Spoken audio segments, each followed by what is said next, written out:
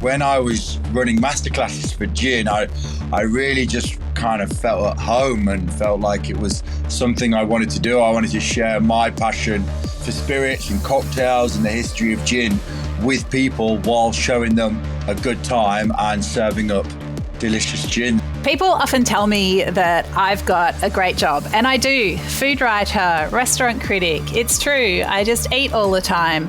But what about gin communicator? That sounds like a very good job title as well.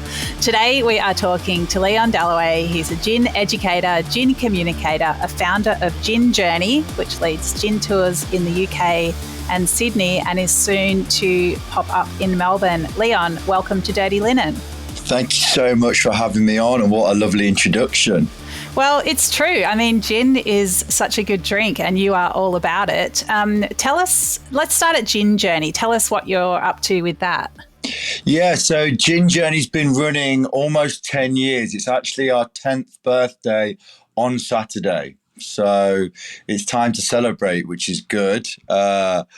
We started way back in 2013 as basically a kind of posh bar crawl where you visit distilleries and fancy bars. I come from bartending background and was a brand ambassador for various gin companies, then started working at distilleries in London, because as I'm sure you can tell from my UK accent, I'm from the UK, and kind of wanted to blend all these things together. With gin was having a massive boom at the time in the UK, still is now.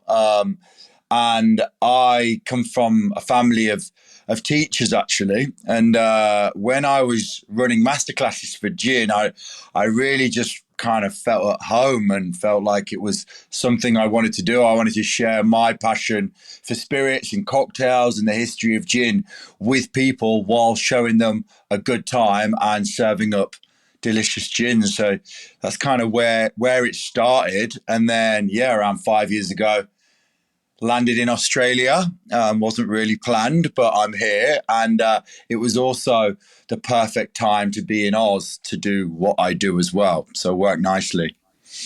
But yeah, that's really amazing. Gosh, I've got about 10 questions in my mind, but I reckon let's go back to absolute basics. Like, imagine that I just landed here from outer space and I didn't know what gin was. How would you explain it to me? Okay, well, first of all, welcome to our world, our planet. I hope you come in Thank peace. You. I do. I definitely do. Yeah, I was just about to watch Independence Day last night, so it's perfect timing. But anyway, so gin is the spirit. That's very important. It's got to be high strength. There's only really two rules that you must abide by when you're making a gin. Let's go with the first one, because, it's got to be a spirit. It's got to be a high strength spirit. So to be a gin, you need to be at least 37.5% alcohol by volume. Any less than that, you can't be called a gin. Where we fall into that category is like gin liqueurs. Basically, with the renaissance and the boom of gin recently, there is a bandwagon that people want to jump on and, maybe make a product which isn't as high quality, which cut corners. And by doing that, you could drop the alcohol percentage. So you want to make sure it's strong. 37.5% or above is where we sit at. And then the other rule you must abide by is one of the key botanicals. So you have to have juniper. So juniper is the star of the show. That's the lead singer in the band. It's the rock star. But gin as a spirit basically ties in various different botanicals. So it all comes from the British Empire spreading around the world, colonizing these far-flung lands, finding their spices, their herbs, their citrus, bringing them back to London, the ships coming down the Thames, and then finding a way of how to preserve all these exotic botanicals. And you can preserve in alcohol. So if you went through distillation, you're going to preserve all these exotic flavors, which you wouldn't be able to preserve and make them last if you didn't have distillation, or you're making a syrup or something like that. So it's actually like a spirit that's got this great, like, wild, tumultuous history that's now come full circle into the modern world, with gins being localized by botanicals which are just down the road from them, which is where Aussie gins have become so great. I hope that answers your question. Yeah, I'm really enjoying this planet. When was gin first spoken of? Like, when do we first find it in history? So, do you know what? I think I have the year. 1714 was the first time the word gin was used in a book. It was a book called The Fable of the Bees by a guy called Bernard Mandeville. And at the time, gin was actually a lower class drink. It had become the spirit in the early 1700s from like a basically the history of spirits always goes hand in hand with regulatory rules, legislation. So, when the tax has been softened a little bit, spirits become more popular and so on. And there was a king in England at the time called William III, and he passed a legislation which basically meant distillation was open season. You didn't have to, there were no rules, no regulations, and most importantly, no taxation. He did this because the water that was being drank at the time down in the local wells in London was bad for you, full of cholera. But when you distill, you kill germs. So he said, well, why don't I let everyone to distill and it'll create a healthier society? Of course, it didn't. People were just getting drunk all the time. And this basically created the spirit known as gin. It had come from the Dutch spirit known as Geneva. Gin, a lot simpler to say, 3 letters, 1 syllable. And it was made everywhere, but it was made to very poor quality. So people were getting addicted to this spirit. It caused a bit of an epidemic. So that is really when gin was first referenced in a book, and also when it hit the mainstream. And it wasn't until like the mid 1700s that gin finally kind of changed. In 1751, that's what I always call the watershed for gin. Before that, gin was bad. Post 1751, there was new legislation, there was rules, there was new equipment, and gin got better, got classier, and therefore became the spirit that we know and love today. Wow. And so what are some other like key moments along the path of gin through the ages?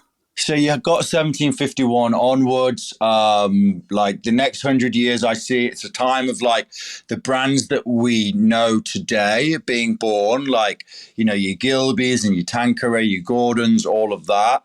The next 100 years was a great time for exporting gin. The US became a massive player in buying gin. They were massive Anglophiles, so they love the tradition and the history that came with these products. Like for an example, Beefeater was like this gin which put a Beefeater on the front of the bottle. You don't get more like London, more English than someone who's guarding the Tower of London. So that became a super popular gin over in the States. And also moving into like the early 1900s, it was a great time for cocktails over in the States. So gin was quite often used as one of the the popular spirit bases for cocktails. And that's why these days you have so many great classic cocktails which use gin as a base, like the Martini, the Negroni, the Martinez is one of my favorites, and kind of helped that popularity in gin in the early 1900s. Second World War comes along, and a lot of the distilleries had to create spirits to aid the war effort. After the Second World War, there wasn't really a bounce back for these British distilleries making gin. Later in the 1900s, like 70s, 80s, vodka became really, really popular in Western markets over here in Oz, in the States, in the UK. Brands like Stolichnaya, Smirnoff came with massive marketing budgets, and really that's when marketing came into influencing people's buying trends. So, gin has really had its bounce back in like the last 20, 25 years. In 2001, Hendrix was released. Everyone's quite surprised by that. They think Hendrix has been around forever, but they actually had a really clever marketing campaign. Apothecary style bottle with a cool vintage label, bit of cucumber, bit of rose, and all of a sudden gave gin a new kind of aesthetic, and it became kind of cool and interesting again. So you had that starting over in the UK, and Australia had a bit of a bounce back in the last 10 years. Now, Oz has got a really interesting gin history. the first gin distilleries were like way back in 1820. Then there was like this colonial distillation ban, and the only real notable distillery that kind of broke through that was Bundaberg. Bundaberg kind of monopolized the market, and made sure that if you wanted to distill, you had to, invest a lot of money to buy a still. So nobody really saw it as like a viable business for to make an Australian gin or whiskey. And it wasn't until 97 that the legislation was changed, which was owed a lot to a distillery down in Tasmania called Locke, who you may have heard of. They make great whiskey, and they changed legislation. And then from that, we've had a bounce from the gin, which in the last 10 years has been massively helped by brands like Four Pillars and Never Never, and have taken gin and Australian gin to the world, which is super exciting to see. Wow, it's so interesting that the legislative framework has such an influence. I guess it's really obvious when you think about it. But I suppose if I think about gin, I think it's obviously had a comeback, but I feel like it's just some kind of random trend. But it's really interesting that there's actually some solid facts behind it. Yeah, exactly. Well, I think it's always a bit of a perfect storm with something like this. You need a few things to go in its favor.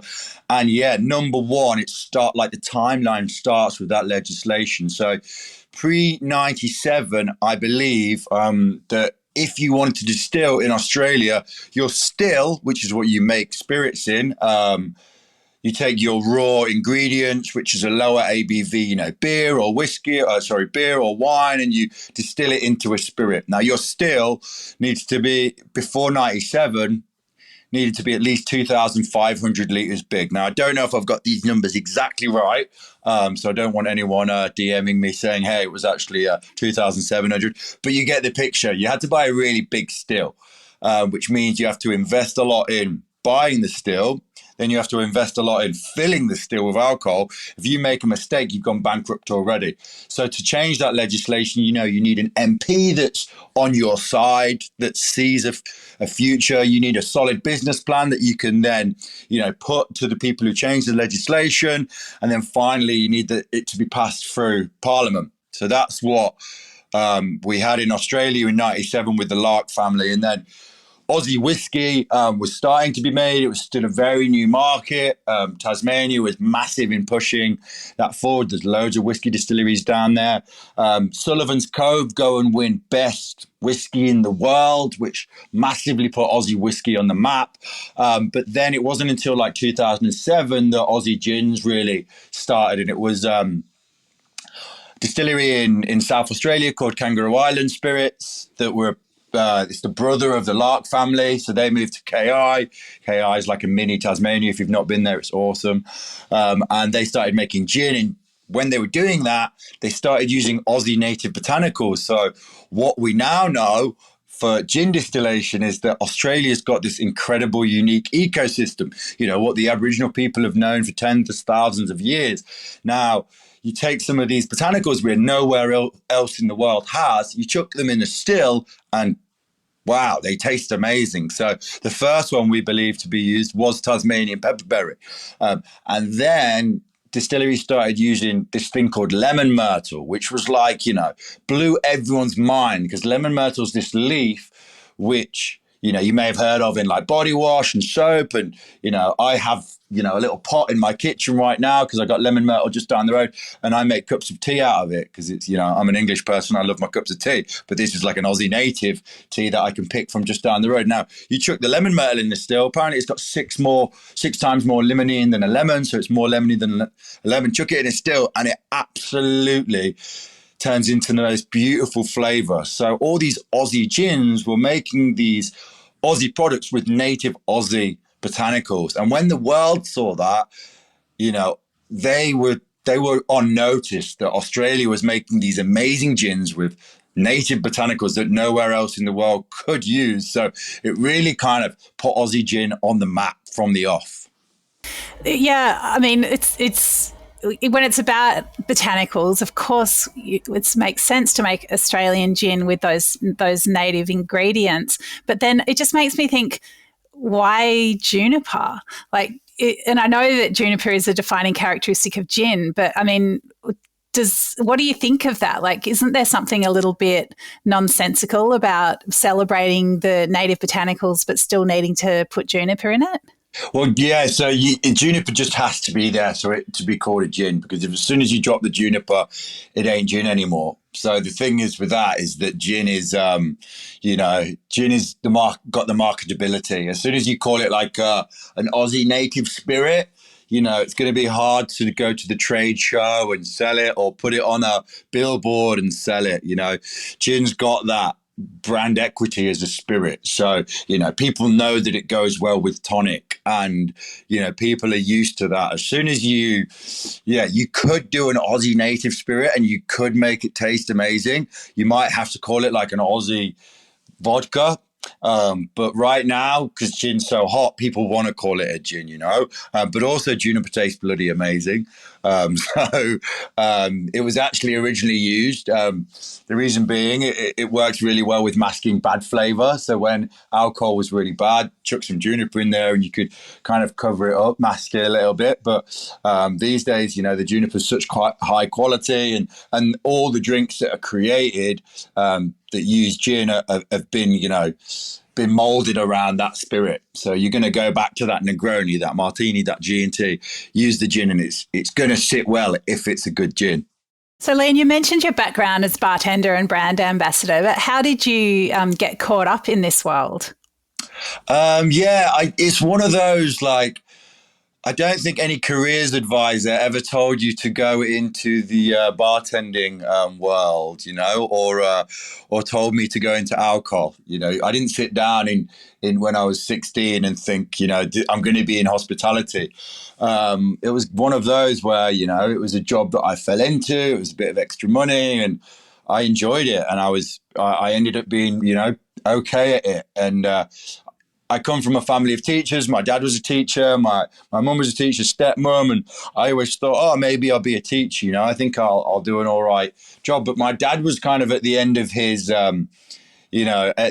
career, and he didn't really enjoy the teaching industry anymore. And I think he probably saw similarities in me and him, and from his, career. And he said, just don't be a teacher, Leon. And I was like, oh, do you know what? I think I'd make a good teacher, Dad. So why not? So basically, when I'd, done my years of bartending, I was entering quite a lot of, cocktail competitions, doing quite well, enjoyed the presenting side.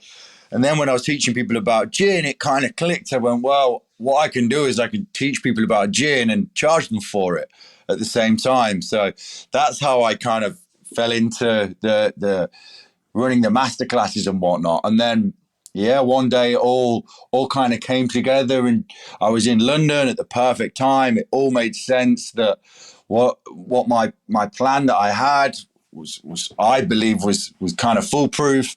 I called it the Time Out Society, where, in London at the time, everyone was just wanted to be out all the time doing the next cool thing. And we got we got a great review from The Guardian on, like, I think it was the second or third gin journey I ever did. And from that really was what we based our business off, that one review. We had people coming to our website for about 3 years from that one review. So kind of, it was really the moment where it all changed. It was like, for my life, it was like before that Guardian review and after it. And that's when what the success of the business was based off.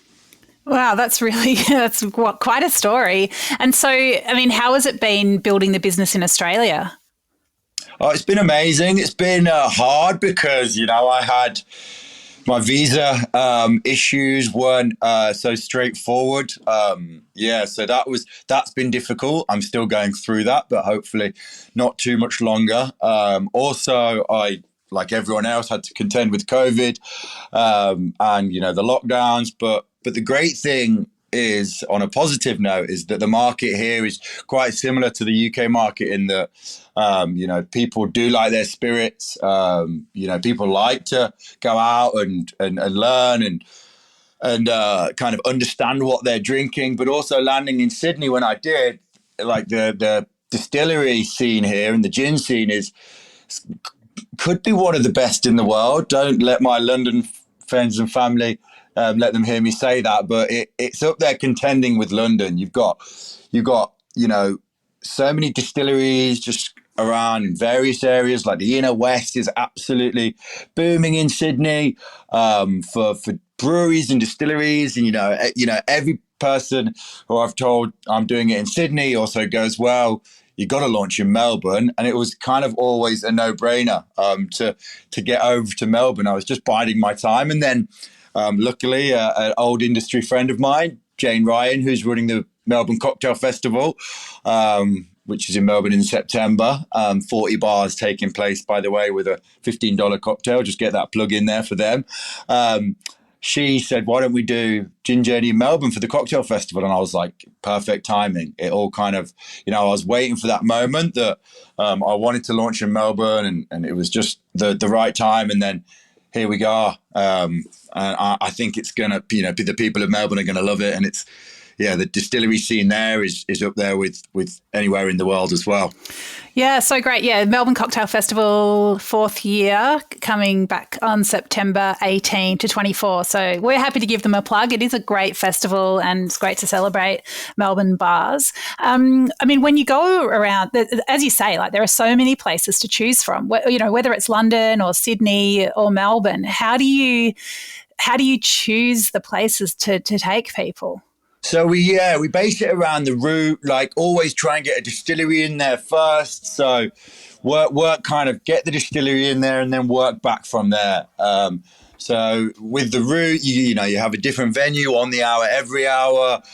So I get my like aces in places, if you will, get that distillery, work out what time works for them best, and then just try and get really great bars surrounding that. So with the Sydney tour, we actually have 3 to 4 distilleries on it at the minute, which is amazing. We've never had that density of distilleries. We get a minibus over here for the Melbourne tour. It's actually going to be a bit of a walking tour, so a little bit tighter just in one area. And then we just try and, I'm hospitality through and through. I like taking people to awesome bars. I've always liked taking my mates to, my favorite bars. And it's just about getting a place of interest on the route that kind of makes sense and has great service and great cocktails, and also something we can just help tell a story. So just more stuff we can talk about, if they've got an interesting cocktail program or an interesting historical link, we'll get them on there and make it work.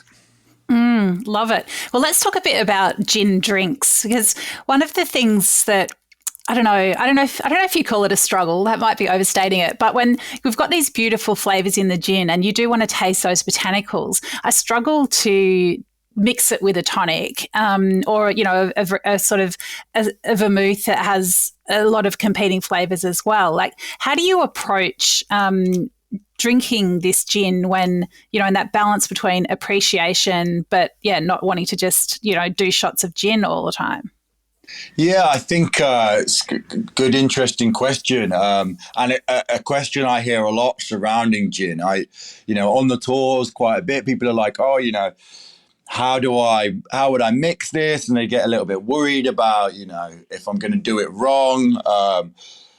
Personally, I think 1 part gin to 2 parts tonic does the job, no more than that. Else you are going to overpower the gin. So you're going to get quite a strong G&T there, but I don't think you want to, make it any bigger proportion of tonic than that. Else, you're not going to get the flavors of the gin there. But I also think, have a little taste of that gin before you do anything else. So if you've got a gin at home, or even, if you're in the bar, like you would a wine, or could I have a little try of it? Ask the bartender, oh, would you mind if I have a tiny little taste of that gin? Hopefully, they'd be happy to give you a try, and then you can, work back from there. Have a little think. I like to run through a tasting with my guests and not just, do a bit of a tutor tasting where, think about the juniper first, think about the citrus, then the spice and the herbs, and get in your mind what you're getting from this gin. And then you can,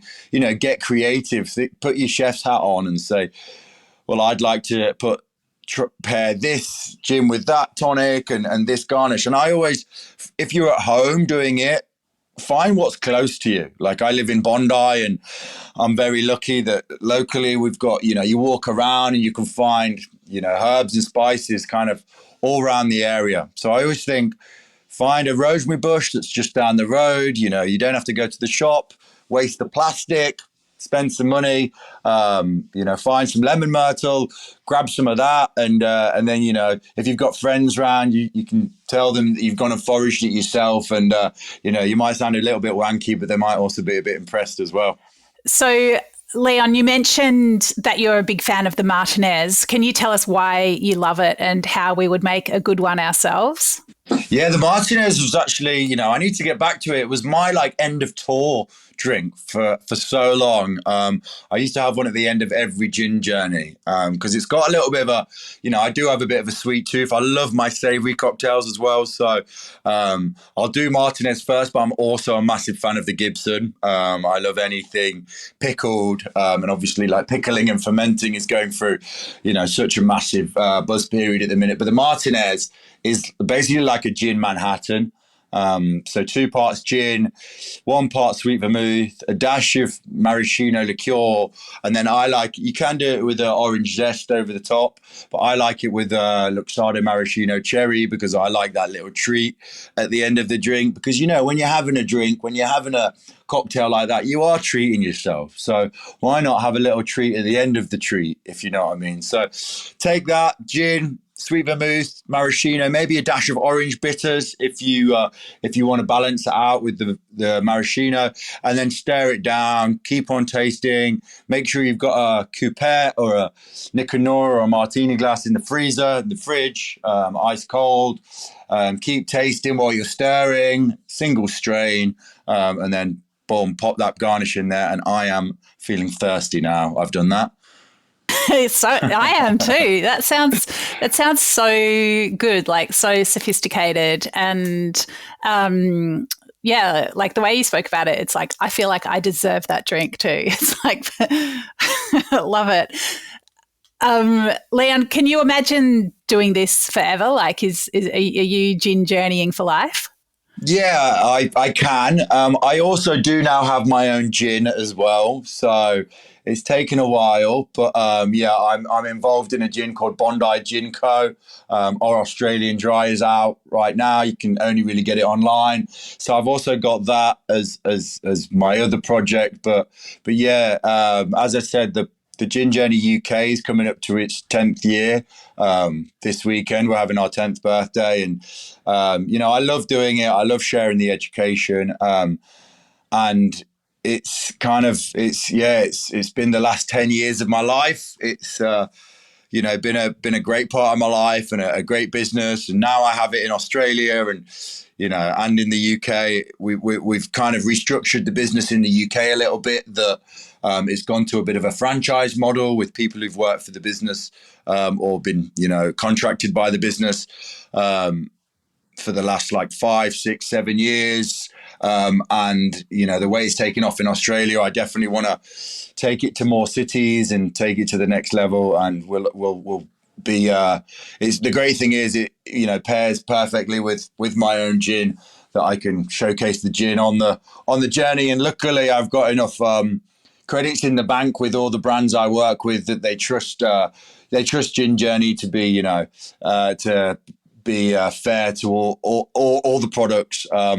And I've worked with brands like Four Pillars and Poor Tom's and Never Never for over 5 years now. So have great relationships with all these great brands that are happy to support us with Gin Journey. So cool. Well, Leon, I love the way that you've parlayed an interest in teaching into this very specific but I guess crowd-pleasing area and taken it international as well. Congratulations. And I'm excited that you're bringing the Gin Journey to Melbourne. I look forward to checking it out and seeing some of our gin institutions here in a new light with your lens on them. So yeah, sounds fantastic. Can't wait. I think we are on the 20th of September. So we're going to do it on the Wednesday night. So if anyone's listening to this and fancies getting along, and yourself included, Dani, Wednesday the 20th, I do believe. All right, beautiful. Thanks, Leon. Appreciate it. No worries. Thank you so much.